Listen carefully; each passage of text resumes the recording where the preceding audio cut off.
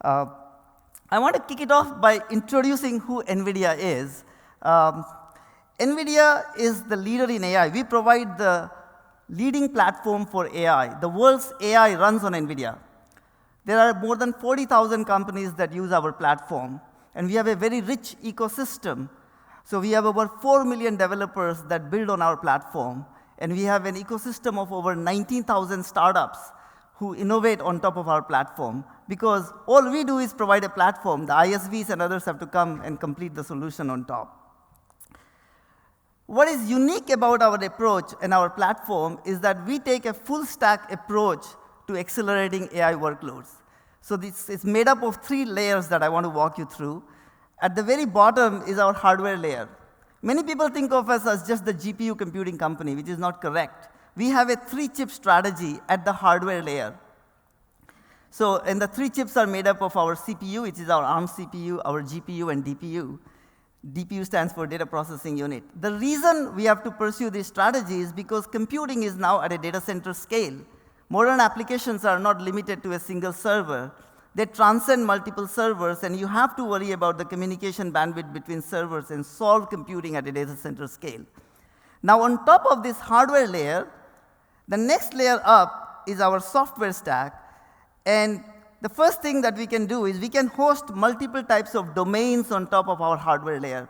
So one of the domains we can host is AI, but we can host a high-performance computing domain. We can host a visual computing domain to build digital twins and so on. And for each of these domains, we give you the necessary software suite so that you can get started. For example, on AI, instead of having to worry about point capabilities here and there, we give you the entire software suite so you can do AI.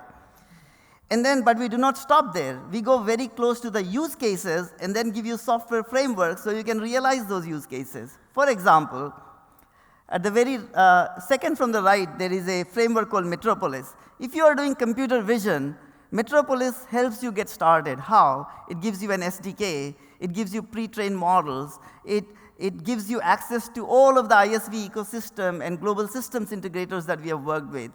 And so what I just described for computer vision is something we do for conversational AI, for robotics, for physics-informed AI, many, many such areas. This whole thing is what I refer to as our platform, okay? And this is what enables the AI revolution. Now, if you look at our journey really in AI started with cloud service providers a few years ago.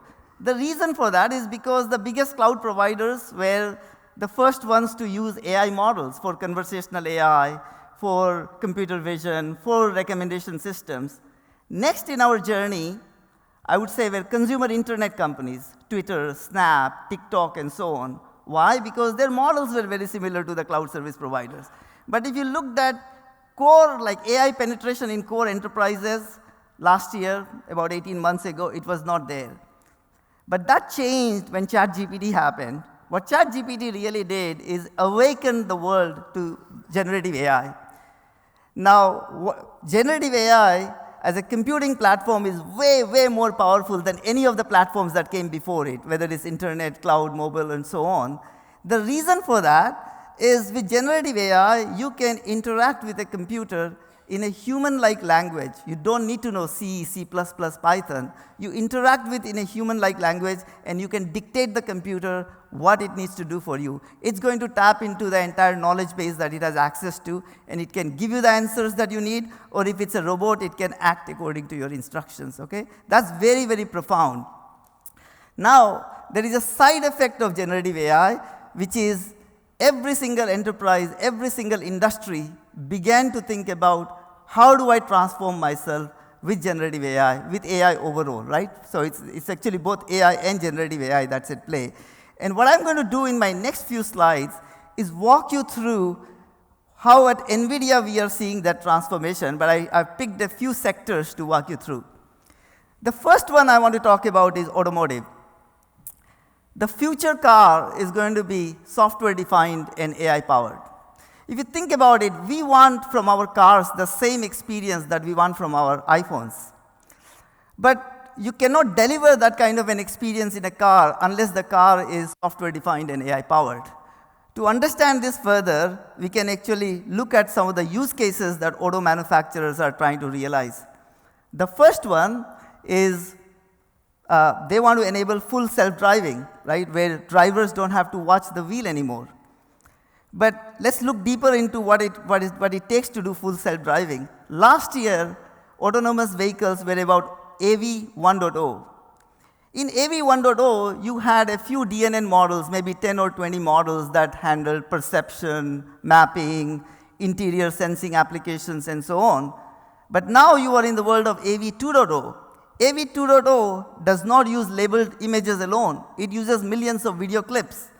It uses transformer-based models, which are 13 times more computationally complex than what was used earlier.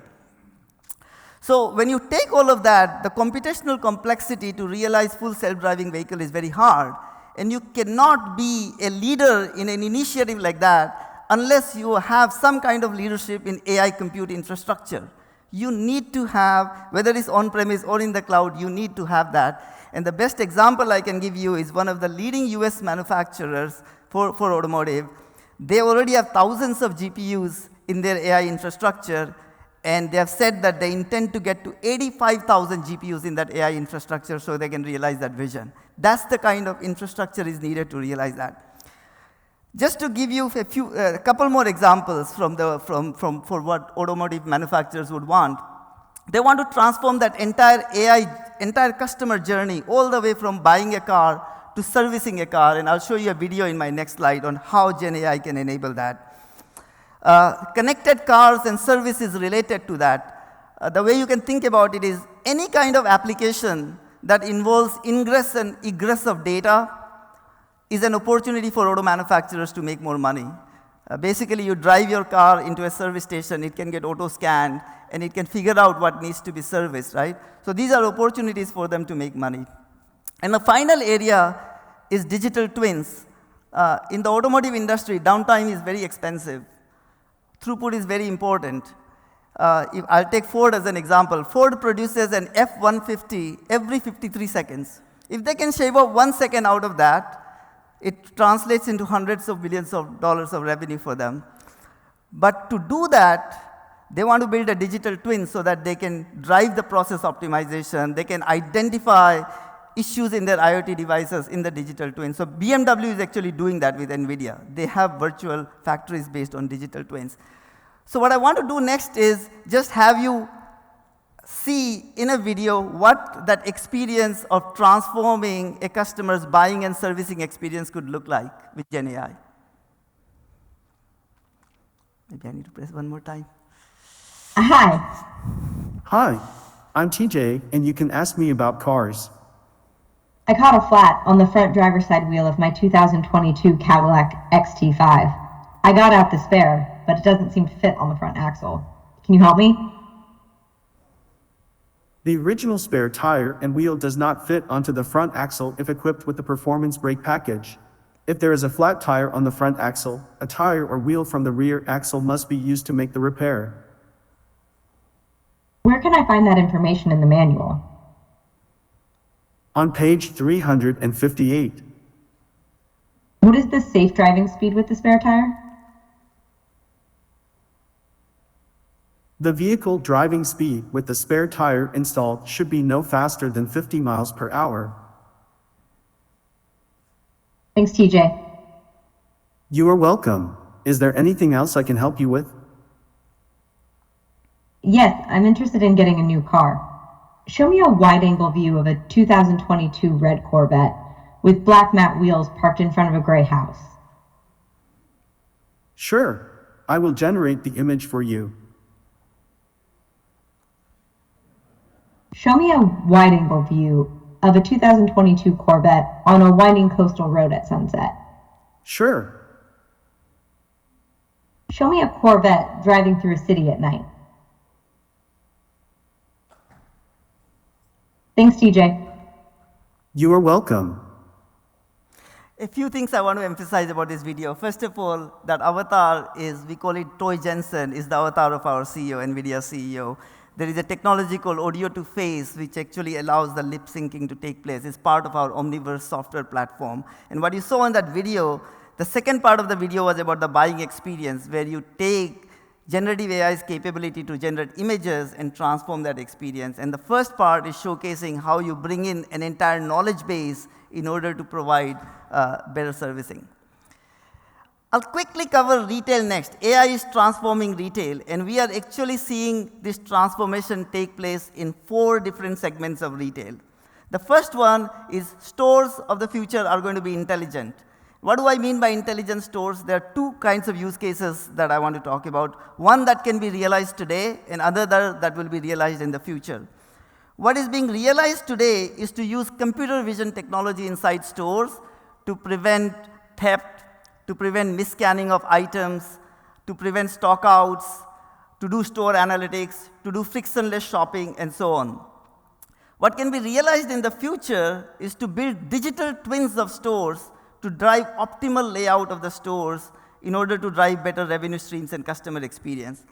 Somebody was talking about an ROI of solutions in an earlier panel, so I just want to explain on theft protection what that ROI could look like. Think of a retailer, let's say, who does $100 billion in revenue. Typically, they will spend about 1.4% of their revenue goes towards shrinkage, and out of that, 65% goes towards theft. That means, in their case, $1.4 billion is in shrinkage, and $900 million goes towards theft. Now, let's say they have 1,000 stores. For those 1,000 stores, if they want to do computer vision-based deployment, it would cost them somewhere between $15 to $25 billion. So you are saving $900 million with an investment in AI of somewhere between 15 and 25 million. That's the kind of ROI it can deliver, right? So that's intelligent stores.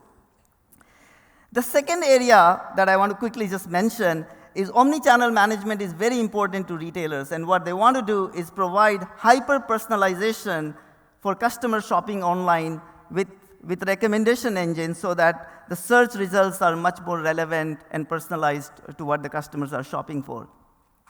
What we have also seen is a huge interest from quick service restaurants to automate the order-taking process and to transform the customer experience in drive-thru. So basically, every single kiosk that you see in drive-thrus will be powered by AI avatars. And NVIDIA actually has a platform to go enable this. That platform is called Tokyo. We have been working with quick service restaurants to go enable that. And then finally, if you think about retail, retail is very visual. And one of the things you can do with Gen AI is if you have a product, you can generate an image, you can generate a video, you can change the fabric of the product. And so you can take that visual capability, put it in a shopping advisor, and that shopping advisor becomes a means for the retailer to drive more revenue. It's a means for marketers to take that and put it in their ad campaigns, right? So that's how retail is getting transformed for AI. I'll keep going in the interest of time. Telecommunications. AI is transforming telecommunications.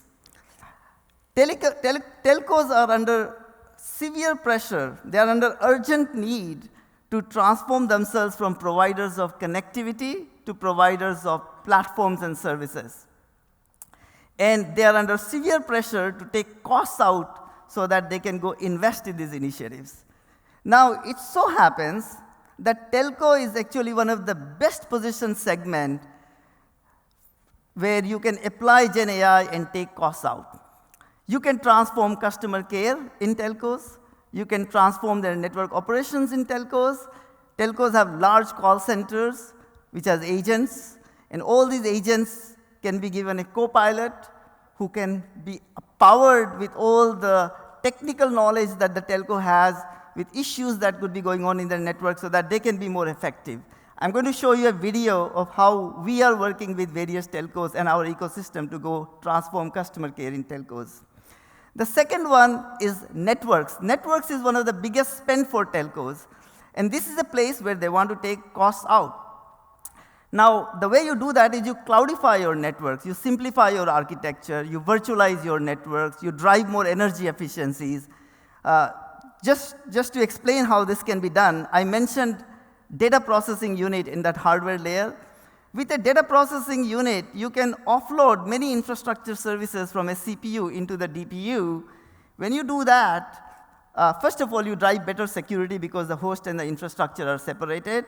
But you drive 25 to 30% more energy efficiency by doing that offload, right? And that takes costs out for telcos. But the biggest shift that is happening in telcos is that telcos are now becoming sovereign cloud providers. What has happened in the last 12 to 18 months, of course, GPUs have been in shortage, everybody knows that. But what is also in shortage is data center power, data center capacity. What do telcos have? They have access to data center space. They have access to data center power. They know how to manage capital expenditures really, really well. They are national champions. So they are now expected to become national AI champions. And so whether it's Singtel in Singapore, whether it's the Iliad Group in France, they are all embarking on this journey now, where they are becoming cloud service providers. But let me show you how customer care is being transformed. Telcos are turning to generative AI to transform their business, from customer experiences and employee productivity to network and RAN operations. They're using domain-trained large language models to bring new levels of understanding to customer care, efficiently addressing billing inquiries, personalizing mobile plans, and tailoring promotions. With generative AI, they're deciphering complex network logs, translating them to English, and generating incident summaries to automate customer communications and speed resolution. Generative AI enables telcos to have dynamic conversations with their network data in plain English. This lets them quickly identify areas experiencing network performance issues and specific buildings with the largest affected populations to prioritize deployment of field technicians. Generative AI allows for human-like interaction with the network in near real time, powering faster resolution with proactive responses to storms or other network disturbances. Generative AI is also being used to proactively monitor network performance, predict possible degradations and impacts, and provide new insights for repair planning. Large language models are assisting network technicians in the field, diagnosing issues and recommending resolutions by synthesizing large volumes of technical manuals. Hi Rob, I'm Violet, your virtual assistant. How may I help you today? Hi Violet, I'm working on case ID 3367. The user has reported intermittent connectivity problems. I ran packet analysis using Wireshark and there are a lot of ICMP destination unreachable messages from the same IP address. What could be the issue? This likely indicates a misconfigured or malfunctioning network device or application. Check the network device configurations and logs for any errors or issues, and verify that the IP address in question is not being blocked by a firewall or security policy. And in network planning, generative AI can recommend optimal design and configuration of networks and cell towers. As the industry engages in 5G and 6G architectures and deployments, generative AI can simplify and streamline access to complex documentation, enhancing collaboration and understanding of industry standards. NVIDIA and our ecosystem of partners are supporting the industry's move to generative AI with a growing number of solutions, unlocking new levels of insight and efficiency, and paving the path to AI-powered telecommunications. So what that video showed was Amdocs, who provides billing and other solutions, one of the partners, ServiceNow, who does summarization of incidents and all that. So it's a whole bunch of ecosystem partners who are enabling this for us. Let me speed up a little bit. So AI is also transforming semiconductor design, which is one of the most complicated areas. It takes multiple teams, I should say, at least 2 years to build a state-of-the-art semiconductor. Like our latest GPU has more than 200 billion transistors in it. And so in each stage of this design process has unique methodologies, unique languages, right, and so on. At NVIDIA, what we have done is we have built something called ChipNeMo. How did we build ChipNeMo? We took Llama 2, and then we trained it with 24 billion tokens of code and design documents on our GPU architecture. And essentially, what it becomes is a co-pilot for our design engineers now. What can they do with it? There are 3 things that I want to highlight. First of all, it can answer architecture questions. Typically, what happens in semiconductor design is junior engineers go to senior engineers and ask them questions. Now they can go to ChipNemo, ask their questions, and get answered. It saves time for our senior design engineers. Second, for those of you who have worked in engineering, you would know that typically when bugs are filed, the documentation in the bug keeps increasing. So when an engineer goes and wants to review the bug, there is a lot to read through. GenAI in ChipNemo can actually summarize those bugs, right, and even recommend resolutions as well. But the most interesting thing is code generation. In chip design, you use specialized languages like Verilog and Tcl. And so with ChipNemo, we can actually generate scripts in Tcl, which is a scripting language that is used in various stages of the design process. So this is an example of how companies in specialized fields can take a foundation model and then train it with their proprietary data to drive meaningful business outcomes. AI is going to transform climate prediction as well. At NVIDIA, we have built something called Earth-2, which is a digital twin of the Earth's climate. What is Earth-2? It's actually a full-stack, open platform for climate and weather prediction, which gives you simulation that is AI-powered, that is high-resolution, that is interactive. What Earth-2 is going to do is, today, if you look at climate data or weather prediction, it's with experts in atmospheric physics. But we want to be able to give it to consumers, to financial services companies, to people who are policymakers, so that they can transform urban planning, they can have better preparedness for disaster planning, and so on, or risk management for financial services companies.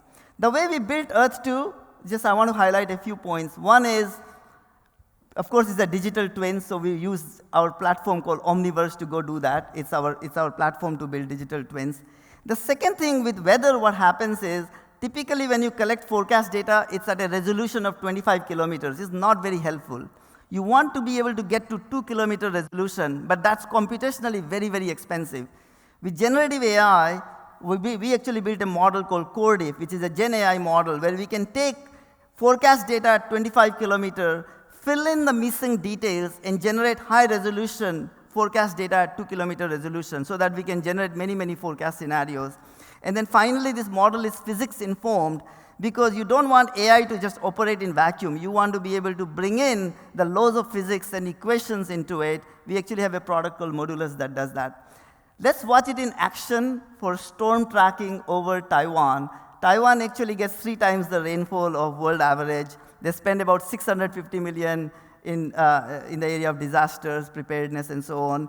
And so what this allows them to do is to do better storm tracking and do a lot more scenarios as well. As the Earth's climate changes, AI-powered weather forecasting is allowing us to more accurately predict and track severe storms, like Super Typhoon Chanthu, which caused widespread damage in Taiwan and the surrounding region in 2021. Current AI forecast models can accurately predict the track of storms, but they are limited to 25-kilometer resolution, which can miss important details.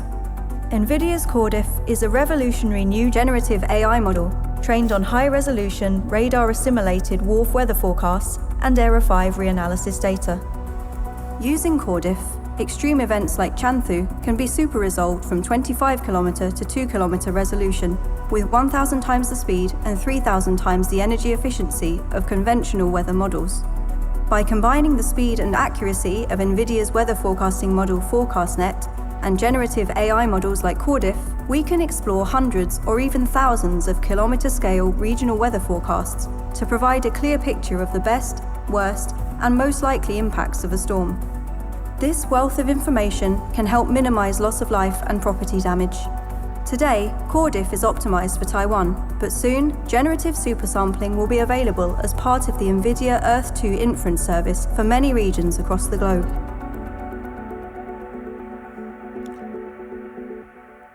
And I know there was a panel on healthcare, but I do want to share where NVIDIA has been working on healthcare. So healthcare is absolutely getting transformed by AI, and there are 3 segments that I want to highlight.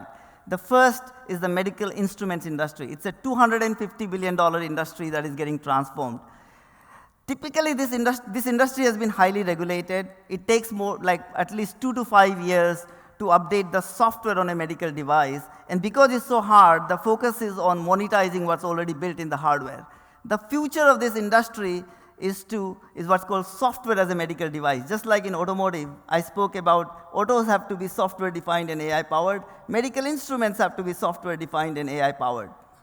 NVIDIA today is in over 400 different instruments, ranging from medical imaging instruments such as X-rays and CT scans and ultrasound, pathology instruments like cytometers and so on, genomic sequencers, and surgery. In the area of surgery, we have worked with Medtronic. Medtronic actually wants to build a software-defined platform where others can innovate around that rather than just it being a hardware device. So that's what a software as a medical device is. There is a product called GI Genius that they're launching in collaboration with NVIDIA, which is for early detection of colon cancer. So that's medical instruments. Digital biology is the second area. Just like there is a language for text, a language for images, there is a language of biology. At NVIDIA, we have built a model called BioNeMo to accelerate drug discovery. And we have partnered with a company called Recursion, which is a biotech firm, to accelerate the creation of large language models for biology and chemistry. The models that Recursion builds will be available through BioNeMo. And then finally, digital health. This has been talked about quite a bit here. Essentially, you take all the data that you have in medical literature, in clinical trials, in patient records, you can bring that through Gen AI and help physicians make more informed decisions. You can actually give more personalized and timely care through digital assistants to patients as well. And we have actually worked with a company called Hippocratic.ai, who has built a healthcare agent to transform this patient experience, and I want to play that video for you. Hi, Sarah. I'm Rachel, your AI care manager. How are you doing after your appendectomy? You know, I'm good. I'm glad to be home with my dog, Dennis. It's great to hear that you're back home with Dennis. I noticed that Dr. Chang has prescribed you some antibiotics, specifically ciprofloxacin and metronidazole, due to your ruptured appendix. Were you able to get these medications? I was. I did forget to mention to the doctor that I am allergic to penicillin. Is it still okay to take the medications? Great question. The antibiotics you've been prescribed, ciprofloxacin and metronidazole, don't contain penicillin. So it's perfectly safe for you to take them. Can you begin taking them today? Yeah, I certainly can. Do you have any tips for faster recovery? Given that you have diabetes, keeping your blood sugar levels in check will be beneficial for your wound healing. Your hemoglobin A1C was at a healthy level of 5.5, but your glucometer readings from yesterday were a bit on the high side. So keep taking your metformin and try to steer clear of foods high in carbs. How does that sound to you? I think I'll be able to avoid the carbs for the week. You know, I need to go right now, but it was great talking to you. I'm glad we had this talk. I'll pass along your progress to Dr. Chang. Goodbye. Goodbye.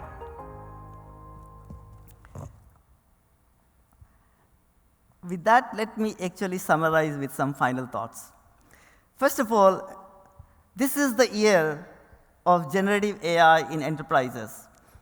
If you look at last year was a lot about experimentation with community models and so on.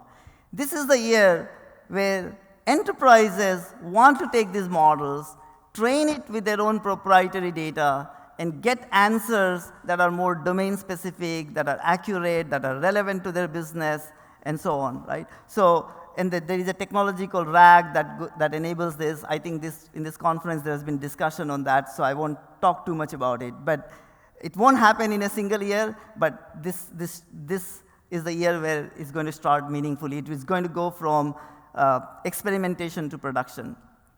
The second one that I want to emphasize is there are foundation models, but there are also vertical-specific or domain-specific models that get created, and that will continue to happen.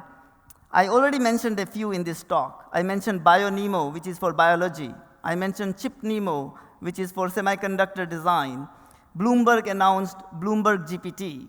Amdocs in telecommunications when they're working with us, they're essentially working on what you could call a telco GPT, right, to understand that. On top of this, enterprises can then now come and do their own enterprise proprietary data as well. That's the way you should think. There are 3 layers. There is a foundation layer, there is a domain, a vertical specific LLM, and then there is proprietary data on top. Third, there will be continued advancements in compute and energy. If you look at AlexNet, which came out, which was one of the first computer vision model, it came out in 2012. Relative to that, today's models are 3,600 more computationally complex. GPT-4 has 1.8 trillion parameters. At NVIDIA, we have accelerated computing 1 million times in the last 10 years. We just announced our new GPU, Blackwell, which has over 200 billion transistors. Relative to its predecessor, which is Hopper, which is what everybody uses, that enabled the creation of 100 billion parameter models. Blackwell enables the creation of models in trillions of parameters, mixture of expert models. So that whole innovation curve is going to continue in a big way. But it will be coupled with energy efficiency because there is not enough power out there. And so we have to figure out how to do more in the power envelope that we have. And one of the things that people may not understand very well is accelerated computing or GPU-based computing actually allows you to do more in the same power envelope. If you train an LLM model on a CPU-based infrastructure versus GPU-based infrastructure, it's 95% more energy efficient. Like your energy costs will go down substantially.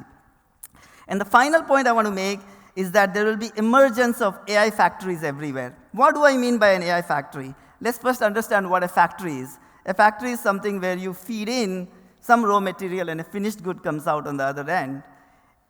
Now, in the world of AI is actually different from what software engineers did. Software engineers used to write code which produced something, but in the world of AI, you feed data into something, and intelligence or a model comes out on the other end. That's an AI factory. So auto companies who may be serious about transforming themselves with AI, in my examples, will want an AI factory. I gave you an example how their AI factory will have 85,000 GPUs inside it. But AI factories will also be in other type of scenarios. Think of sovereign AI. Nations have invested in their domestic infrastructures for a long time. Now, with AI being one of the most important technology of its time, they are saying, how do I invest in my own infrastructure, my own LLM, my own workforce, my own data? That's the world of sovereign AI. And we are seeing that happen in France, in Sweden, in Singapore, in India, in Malaysia, in Indonesia, everywhere.